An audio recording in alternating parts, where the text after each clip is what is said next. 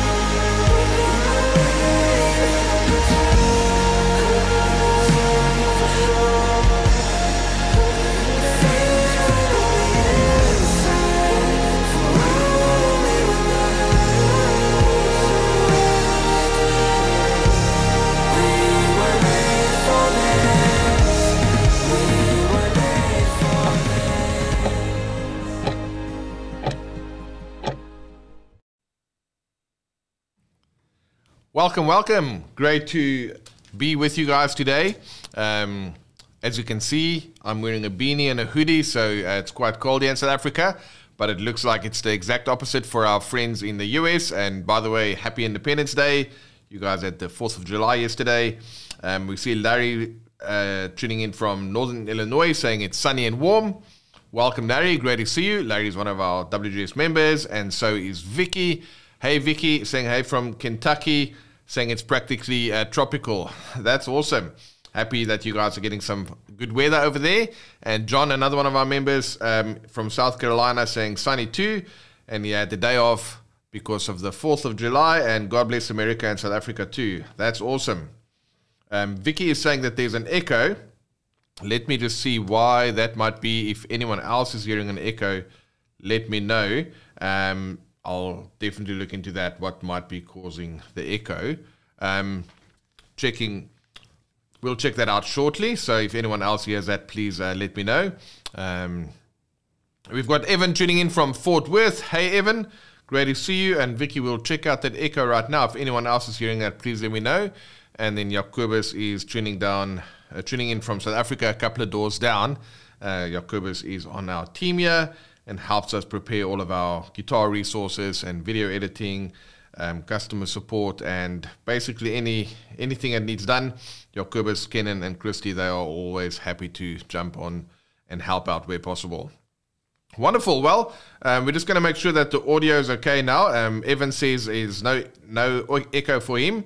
So, Vicky, it looks like it might be isolated to your side there, but please let me know. And Larry also saying it's not echoing in Illinois. So it looks like we are good to go over there. Wonderful. Well, today's stream is all about preparing for Sundays when you kind of have a last-minute set list. So I just need to check one more thing on our other camera just to make sure we are good there. Yes, everything is fine there. Wonderful. So we're going to be helping you guys out with some last-minute prep for Sundays because, number one, we know that is quite common for you. Either you get the set list pretty late, or maybe you are short on time to practice during the week, whatever the case may be.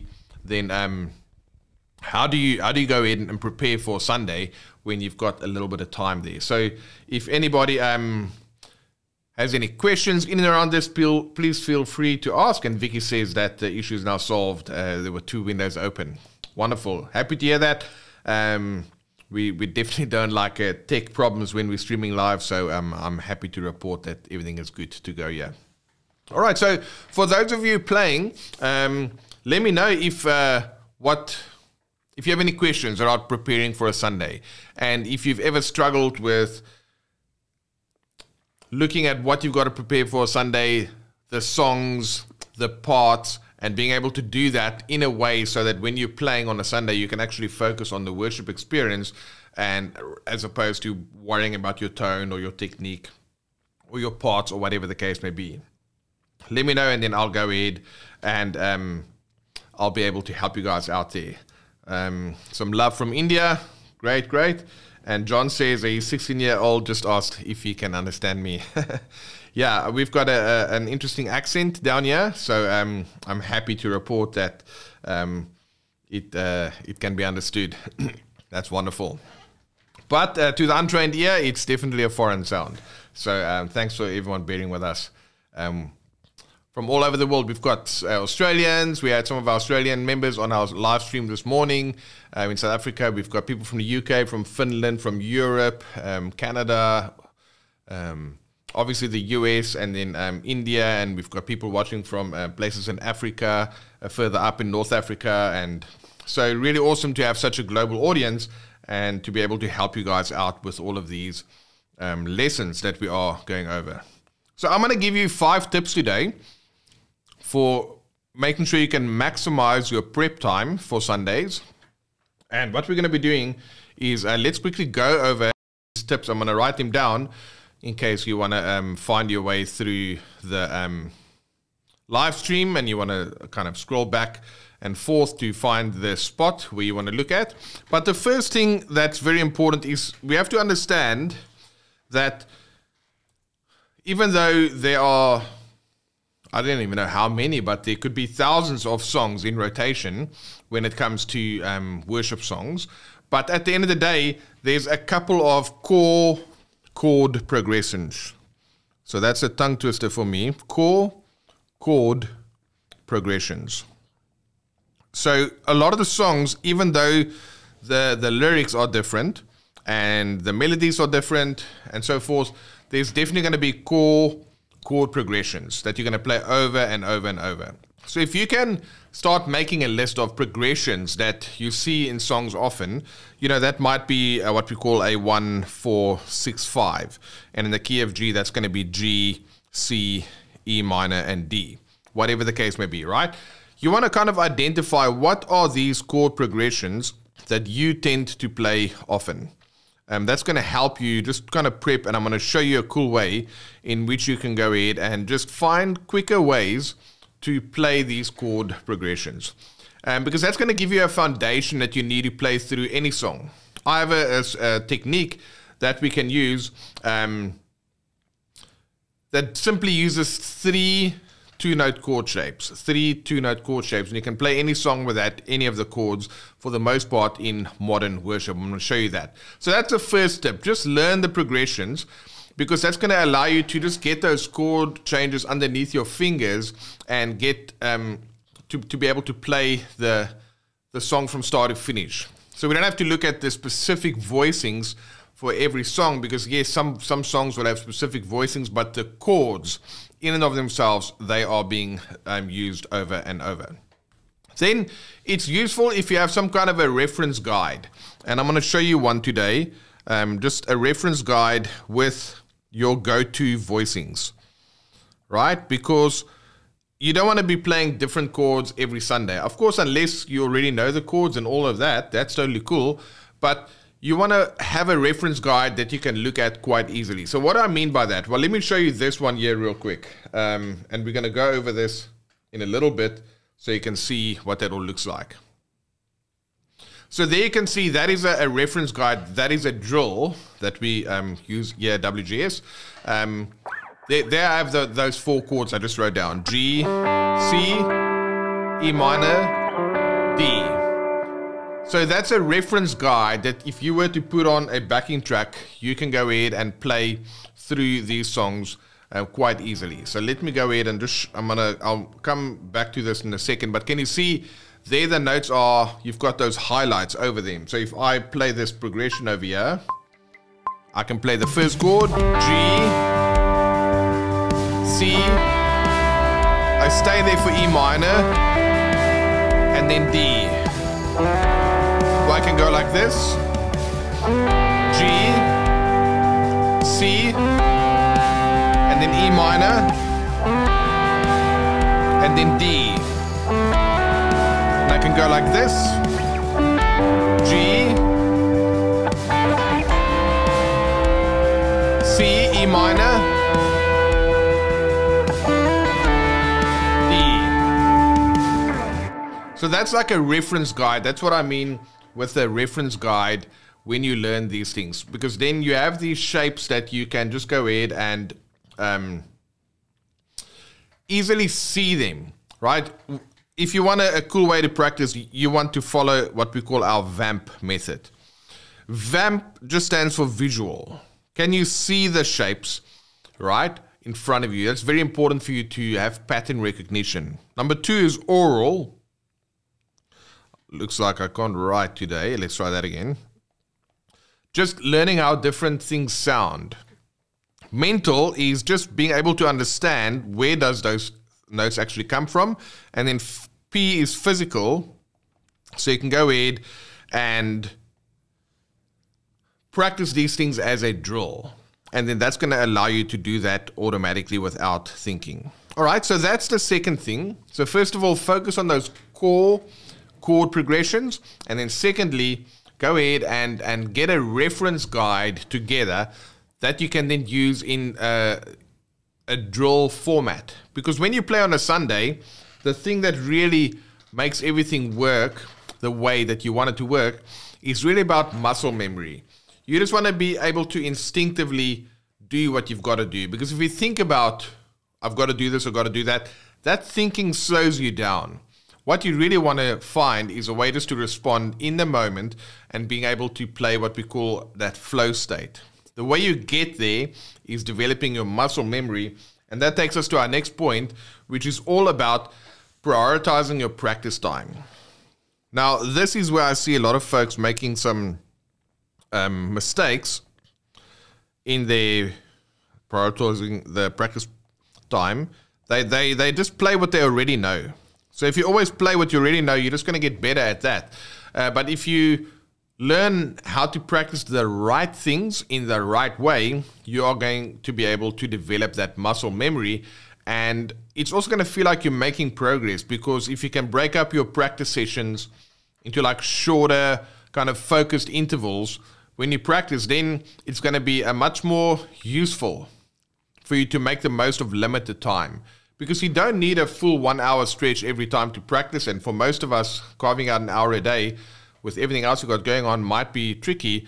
But if you can just have regular, short, focused practice time. So if you do 15 minutes a day or 20 minutes a day or whatever the case may be, that's really going to help you a lot.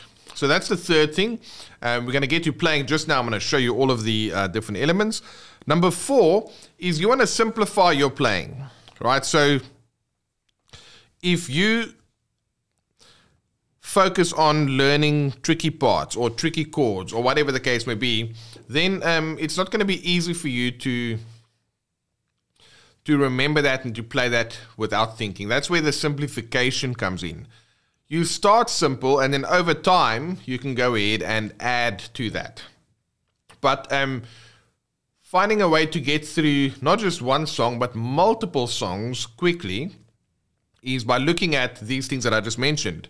Those core chord progressions, having a reference guide that you can look at, knowing how you can go ahead and prioritize your practice time, and then on top of that, just finding a way to simplify your playing. You saw me do that with this progression just now that I've played a few minutes ago, is if you try and play tricky stuff every time, it's not going to be easy for you to just remember that and to do it without thinking. And that actually adds some anxiety and stress when you are playing on stage, because you have to play something that doesn't come natural.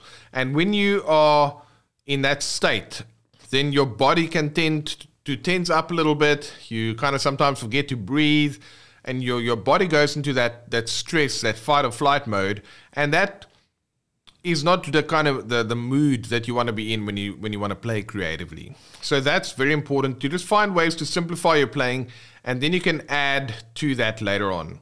So what do I mean by that? Let's quickly look at this. I'll just show you like this. If we go to the second camera here, and I'm going to choose 3 different approaches now.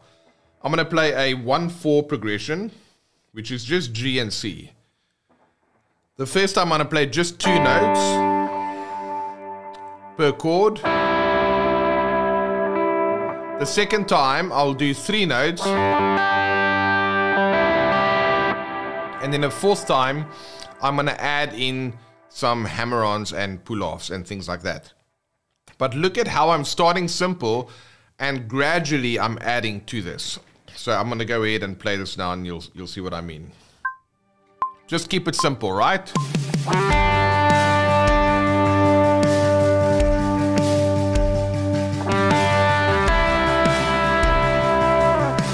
Just 2 notes at a time.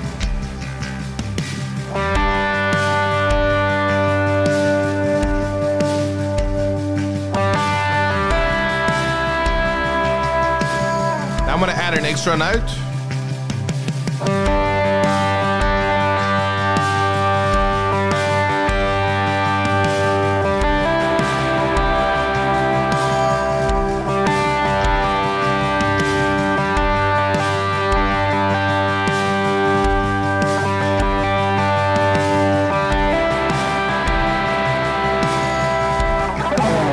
Now I might do something like this.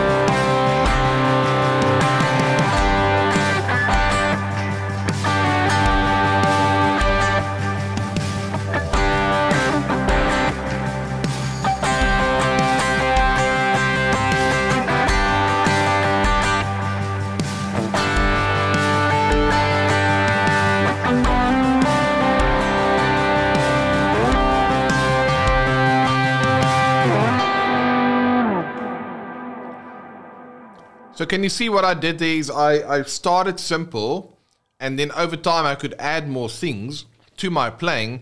But if you try and go for a tricky part right out of the gate without really having a foundation that you can fall back onto, then it's harder to play that without that stress and anxiety kind of thing, right? So simplifying your playing is very important. And then the final thing is, and I'm going to demo all of this for you guys shortly, is just leveraging technology. I mean, we live in an awesome day and time where we've got tools at our disposal.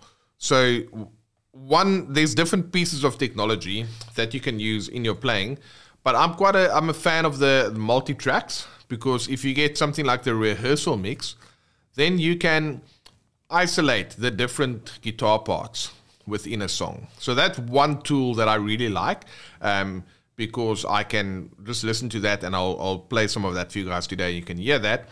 Is you can, if you just listen to, like normally what happens if you record music, right? Let's just say you've got drums and you've got bass. You're going to record that. You've got guitar 1, you've got guitar 2, you've got keys, and you've got vocals, right? So let's just keep it simple like that. So that might be one way in which you can record music. So if you record this in what they call a digital audio workstation, then all of the stuff that you record forms these waveforms, right? And then it's basically, all these are different guitar parts and different keys and vocals and so forth.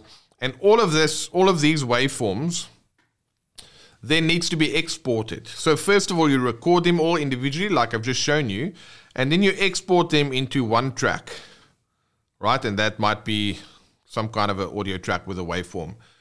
This is what you will listen to. So if you fire up Spotify or Apple Music, or you put a CD into your computer or whatever, you listen to a song, you're going to hear one track where all of these different instruments have been mixed together in just one track. So you just hear one track. So when you want to listen to something on its own, it's hard to hear that because not everything has been mixed at the same volume. Like if you make the drums too loud, if the drums is at like a level 8, then it might overpower some of these other instruments. So when you mix and master the tracks, you have to obviously just put different levels and sound levels and equalization and all those kind of things for mastering and all of that, so that it sounds good in the final output. Because think about it, some people listen to music on not such great earphones. Other people listen to it in a car. Sometimes you listen to stuff on the TV if you're on YouTube or whatever, and not always do you have a great sound system that you're going to listen to music to. So people have to mix these songs in a way to kind of, you know, adopt or be useful for all different instruments. So what I'm going to do, or not instruments, but the places we can listen to. So I'm going to pull up an app on my iPad here, which is called Multitracks. And there's a song or an app called Chart Builder. So let's just say I'm going to find a section that I'm going to show you guys shortly. So if I listen to the original song, it's going to sound like this.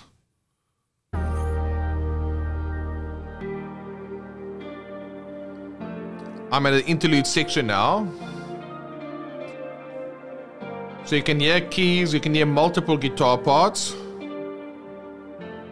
And they're all been mixed together. And now I'm going to hear the vocals. Rain came and wind blew, but my house was built on you. So that goes back to that iPad drawing I showed you. Everything is being heard as a stereo sound, right? Left and right, everything together. But what you can do if you use a tool like Multitracks, then I can go in my chart builder and I can go and I say, okay, great, I just want to hear guitar 1 for that section. Then it's going to sound like this. Now that guitar has been isolated and it's louder. Interlude. So now I can hear what's going on there.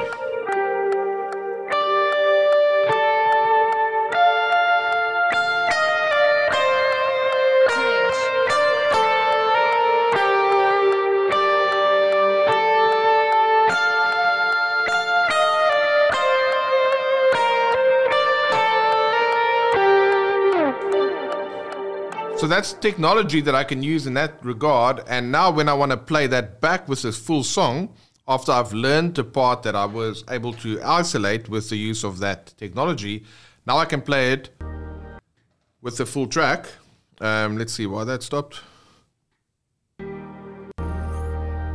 So here we go.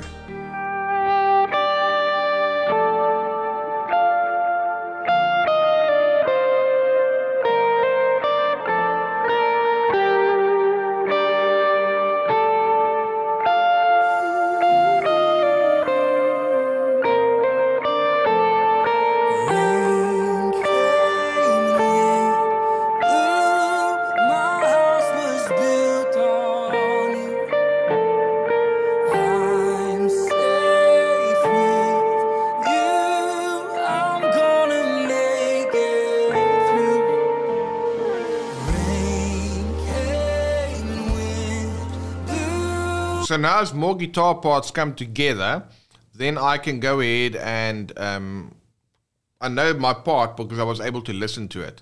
Sometimes there's other guitar parts as well that don't quite sound, are not quite as apparent. So it's harder for you to kind of hear what's going on with those parts. But when you can isolate them, that's super useful. And then at our Worship Guitar Skills Academy, we also have a tool. I see we have a bit of a delay here. I'm just trying to fix that. Don't know why it's happening here. So let's just see if I go back there. Hopefully that fixes it right now. But we have a tool called Sound Slice. And what Sound Slice does is, let me just stop that there for a second. Sound Slice is a tool where you can see the video and you can also hear the audio along with that. So let me show you guys that real quick. Just bear with me for a second as I open the right page and I can share that. All right, cool. So I am going to, let's just see how will I share that. Just make sure I get that for you. So that's another way of using technology where you can see the parts that you are playing, which is a great way to go ahead and do that. So let's have a look here. So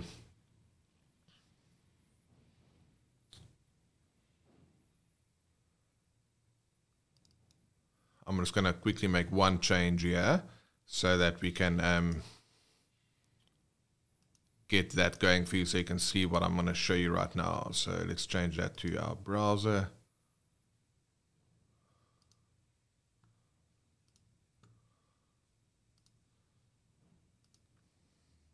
All right, so here I am at our Worship Guitar Skills Academy. So let's just say I'm going to, I think it's, let's use the Worship Song Survival Guide, which is a training that we're doing to show you basically all of these things that you can do. So if I go to All Hail King Jesus, then, all right, in this instance, it's just the song. I want to find the one with the sound slice version for you. So let me, that's actually in another section now that I just clicked on the wrong place. So if we go to the Worship Guitar Mastery Challenge, I click on that. And then we did that song, All Hail King Jesus, in one of the weeks over here. So it should be here. Now you can see that this video player is looking a little bit different. And I'm going to play you a section of that, but this is our video player in this instance. That section you can adjust like this. Then you can see the guitar bigger, or if you are a left-handed guitarist, you can flip the screen.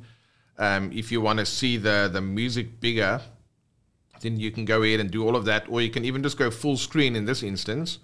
Then you can see what's going to happen now is if I play the song, there's my video going. And you can see the notes happening in real time. I'm going to just make that bigger for you.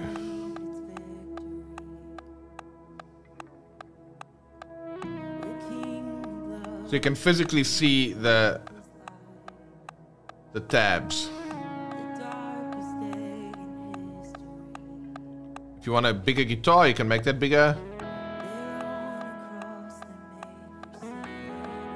See, then there your guitar goes bigger.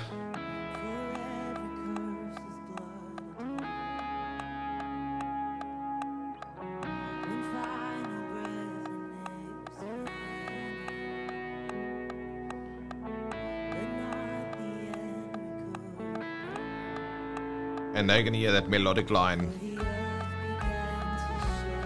So that's one thing. Or if you wanted to slow it down, you can slow that down. If you just want to get to that melodic line, kind of slow it down a little bit, and you want to put a loop section in there, you can do that. That's part of technology. Just in case you want to kind of see what really happened there, or maybe you want to see the fretboard as those notes are happening. You know, these are just some simple ways in which you can go ahead and use the power of technology to just make things easier for you to learn. Right. So that's basically that whole process as it relates to how you can go ahead and just use the technology in a simpler way. I'm going to go back to my second cam over here. Fantastic. So hopefully this makes sense to you guys as it relates to how you can go ahead and spend less time practicing and more time playing. I'm going to play a couple of songs for you right now. I'm going to show you how I can use some of those simple ideas just to show you how you might go ahead and make some tweaks as it relates to your practice session and the kind of songs that you want to learn. Because whether you are playing a 1-6-4-5 in G will be 1-6-4-5, or you can do 1-4-6-5. There's so many different ways just to play with two notes only, and you can learn those songs. So I would recommend getting a few go-to rhythms that you can use over and over in your playing, and as a result of that, you'd be able to just cut down the time that it takes to learn new songs. If you guys have any questions around this, please let me know in the comment section, and then I'm happy to answer that for you. And we have someone asking us if we can do patches for the G1X4 effects. Unfortunately, we don't have that unit. So the units that we currently have that we are making patches for is just the line 6. So we've got the line 6, the Helix, we've got the HX Stomp and the Pod Go. So if you're looking for patches on any of those things, you can go ahead and check that out if you just go to our website, and there's going to be a link to the store. And if you go to the store, you'd be able to see what's happening with regards to that. And then talking about our site and the store, we currently have a birthday special. It was my birthday last week, so we tend to run a special promotion for the week of my birthday. And what you can get as part of that birthday special, if you just go to worshipguitarskills.com/birthday, we've made a bundle with a 90-day challenge where I show you all of these 2-note voicings with the embellishments and the hammer-ons and all those kind of cool things that you can do to be able to learn songs much faster. You also get a collection of backing tracks similar to the ones that I tend to use here when we stream live. You also get video versions of those so you can see what the chords are as you practice. So you have a resource to practice those.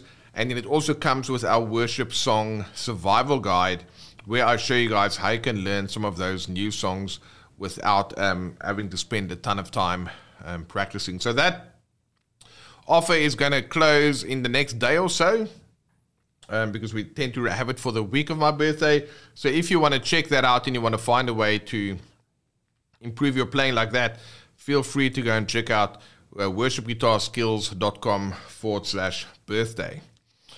All right, so there we go. Those are our 5 tips, and I'll just quickly summarize them for you again. Number 1, learn the basic chord progressions that you're going to find in all songs, and find a way that you can play the same chords and the same progressions. You just follow the lyrics and the chords for the songs, but you've got your foundation elements ready. Then secondly, get that reference guide together where you can visually see the shapes and what they look like. That's one of the things that's included with the birthday sale. I'm going to go ahead and play over some of those progressions for you shortly. And then prioritize your practice time. Be more consistent, even though it is going to be, you're going to spend less time at a time, but it's going to be more consistent, and therefore you can program that muscle memory for all of that to happen.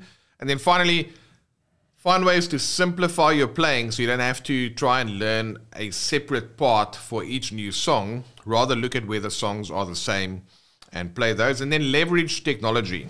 One thing that I like to do about the multitracks is I go to the guitar, the isolated tracks, and then I can actually see waveform-wise. I can see where they played the guitars, and then I just listen to those sections. Like if you take a song, for example, like House of the Lord. So for the most part, it's a kind of a rhythm, kind of chords. But if I listen to this intro, then I can hear that there's a guitar part happening over here. It starts with this intro.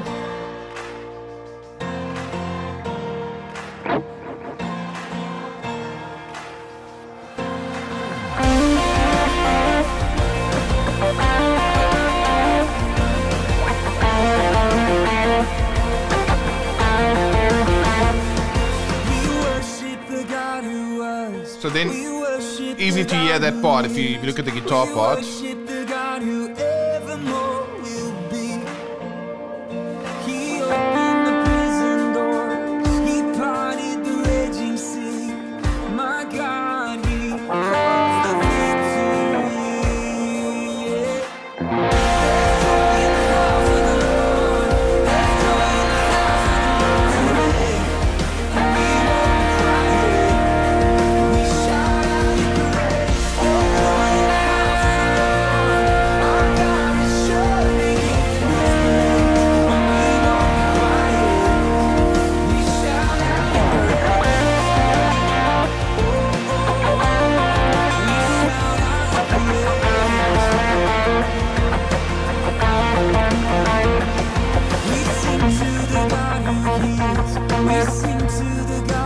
So basically, when I learned that song, then I know that I don't have to,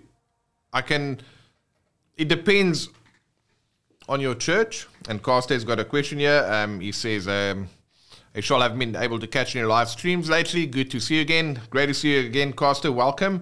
And Costa is saying, in our band, I'm only a good lead guitar player and the only bass player. Any tips and I can fulfill my role in both instruments the best?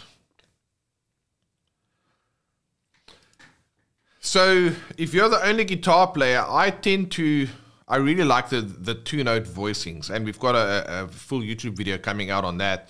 Because then you can combine the best of both worlds. You can get things that are still melodic, but you don't lose the bottom frequencies of your sound. So for example, if you play a line like these 4/2 voicings that I show you.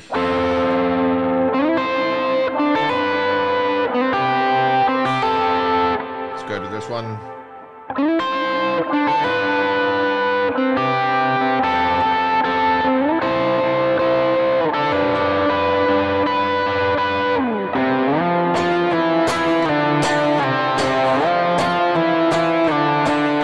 That's from Cornerstone. It's also one of the songs in our Worship Song Survival Guide. But I like those voicings and that kind of playing, because if you just play chords the whole time, that also sounds great, but you lose out on some of that melodic side of things, right? And in music, I think we covered that last time. Where music is rhythm, harmony, and melody. So your rhythm playing, if your rhythm playing is solid, that's going to make simple chords go way further than amazing chords with bad rhythm. So you want to definitely work on your rhythm guitar playing. Harmony is your chords and your progressions. And when you learn how to play those, it really helps you to improve a lot as well. And then melody, if you can include melody in your playing without having to resort to lead guitar playing where you play all the way up here and then you lose the bottom end. So if you can combine those two in the same register, that makes a massive difference. So Costa is saying there are other guitar player but none that can do lead lines. Yeah, so in our case we also only have one, which is myself, or one guitar player at a time. Other times it's other guitar players locally. But so I will combine. So you saw me now in that song, House of the Lord. The one part I might do that melody line because it's recognizable from the song. But other times I might just go chords again. So you kind of combine rhythm and lead. That's the way I tend to play. And even if I play something like Alleluia, which I've shown you guys before, but you can actually play the melody, which is the lead lines, together with chords. It's not exactly chord melody like you get in jazz, but it's a similar concept.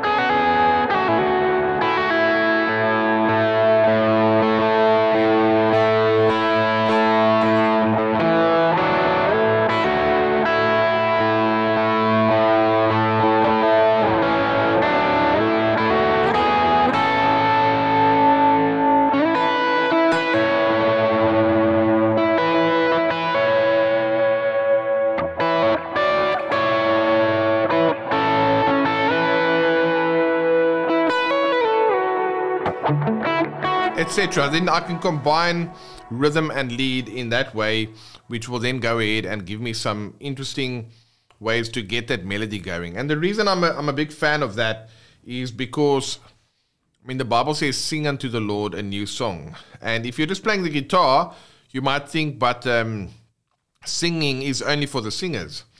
But remember, music is rhythm, harmony, and melody. So you can also sing on the guitar when you learn how to play some of those melodies. I mean, even that line we played earlier, this one.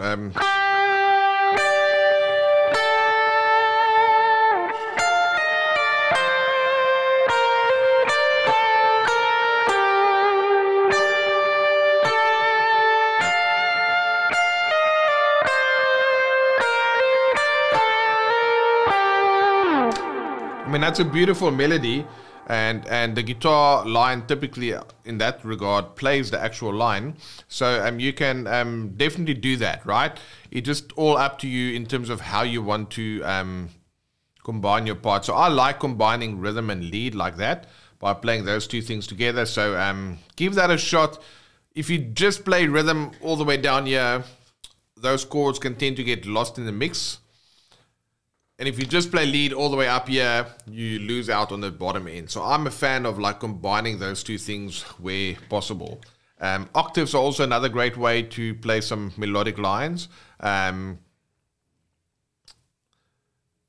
just learning to play more melodically on the guitar. So it's combining, you know, most guitarists, they focus a lot of time on learning chords and scales, which is just notes. Either notes combined together or notes played separately. But when you can focus more on your rhythm guitar playing, it's going to make simple chords really come alive. And I'm going to show you that in a moment when we go to that resource. And then if you learn how to incorporate some melody into your playing, that makes a massive difference as well. So let's go ahead and look at that real quick. I'm going to go to this other section. Let me just change the scene over here.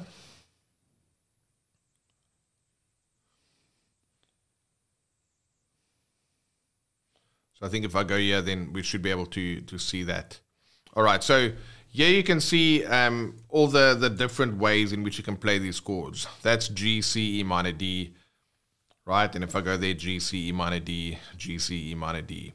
So it's just different ways in which I can play that.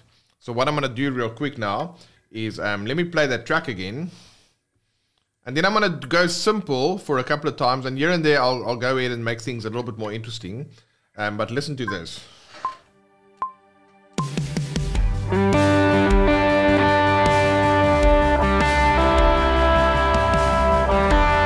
E minor and then the D.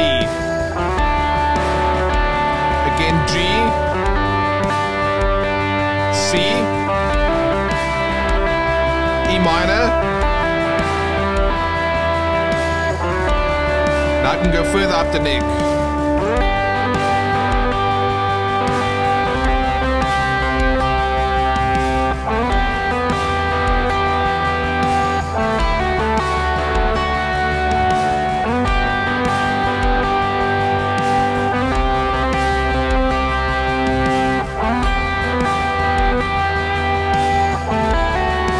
Once more, going up higher.